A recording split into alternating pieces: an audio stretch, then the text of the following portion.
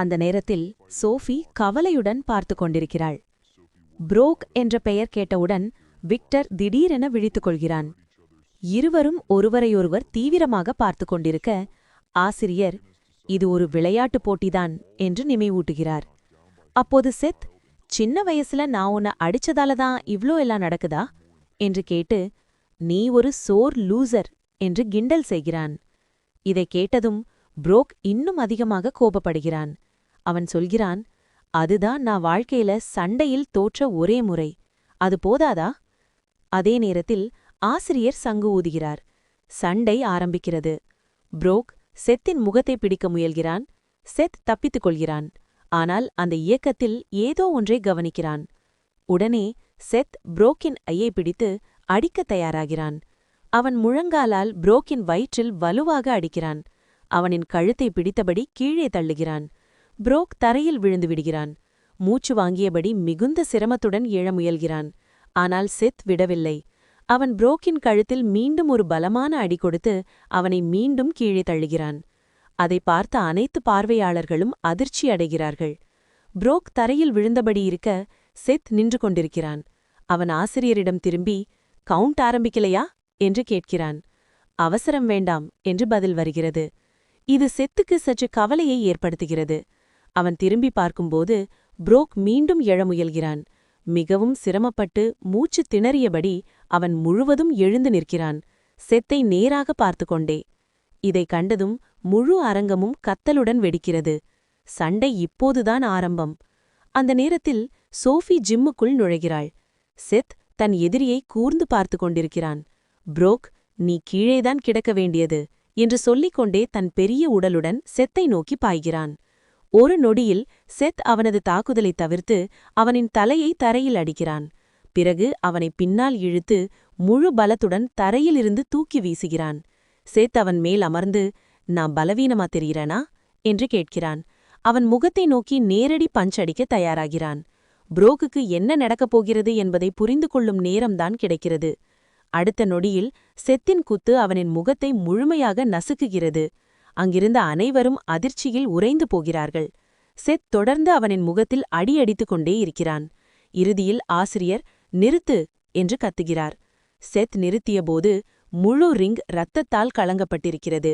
செத் மீண்டும் கேட்கிறான், இப்போ நான் பலவீனமா தெரிகிறேனா? சன்ஷைன் மருத்துவமனையில் புரோக் முழுவதும் பட்டைகள் கட்டப்பட்ட நிலையில் படுக்கையில் ஓய்வெடுக்கிறான். அவன் கண்விழிக்க அருகில் பிஇ ஆசிரியர் இருக்கிறார்.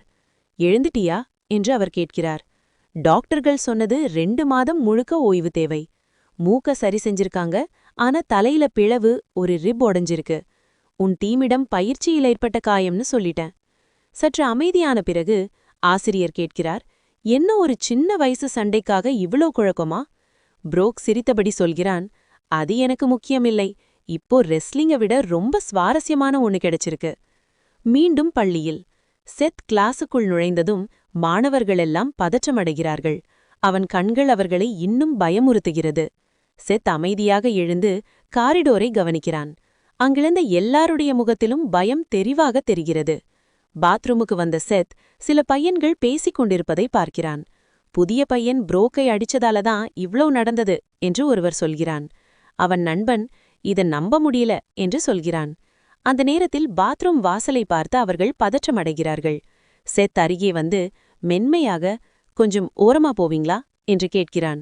அவர்கள் உடனே சிகரெட்டுகளை எரிந்துவிட்டு ஓடிவிடுகிறார்கள். விக்டர் உள்ளே வருகிறான்.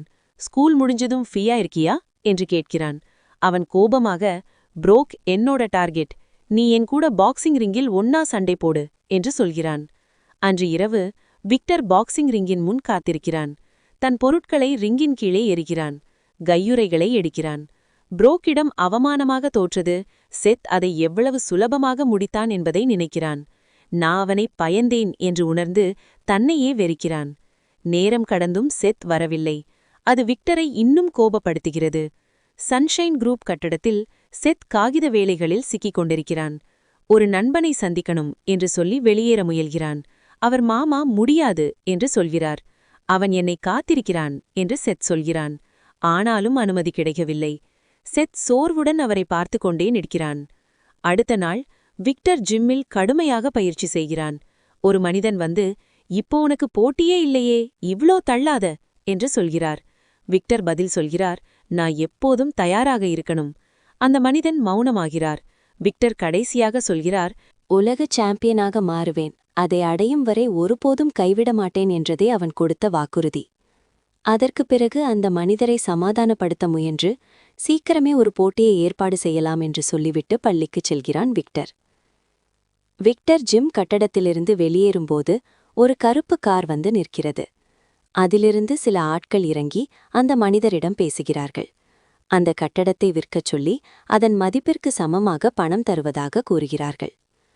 பள்ளிக்கு சென்ற விக்டர் தன் வகுப்பறைக்குள் சென்று மேசையின் மேல் படுத்துக் கொண்டிருக்கும் சேத்தை பார்க்கிறான். அவனை பார்த்ததும் முந்தைய நாள் சேத் ப்ராக் சண்டையை நினைத்து விக்டர் கோபமடைகிறான். சேத்தின் நாற்காலியை இழுத்தெடுப்பதால் சேத் தூக்கத்திலிருந்து எழுந்து விடுகிறான். கடிகாரத்தை பார்த்து, இன்னும் 7 மணி கூட ஆகலையே என்று குறைகிறான். சேத் திரும்பி பார்த்தால் பின்னால் விக்டர் நிற்கிறான். அவனை காத்திருக்க விட்டது வேடிக்கையாக நினைத்தாயா என்று கேட்கிறான். ஆனால் சேத் தனக்கு நிறைய வேலை இருந்ததால் வர முடியவில்லை என்று சொல்கிறான். இந்த வேலை கதையை கேட்ட விக்டர் குழப்பமடைகிறான். சேத் சோர்வாக யானை விடுகிறான். மீண்டும் அவனிடமிருந்து தப்பிக்க நினைத்தால் விட்டு வைக்க மாட்டேன் என்று விக்டர் மிரட்டுகிறான். அதற்கு சேத் எழுந்து நின்று, நான் இவ்வளவு சீக்கிரம் பள்ளிக்கு வருவேன் என்று நினைத்தாயா என்று கேட்கிறான்.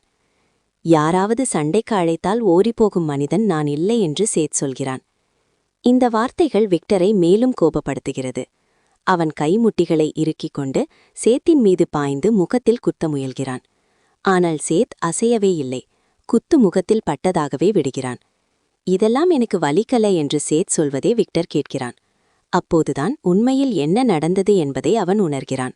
சேத் விக்டரின் குத்தை ஒரே கையால் பிடித்துக்கொண்டு, உன் குத்து வலுவாகத்தான் இருக்கு என்று சொல்கிறான். பின்னர் அவன் கைமுட்டியை இறுக்கி பிசைந்து ஒரு விரலை முறிக்கிறான்.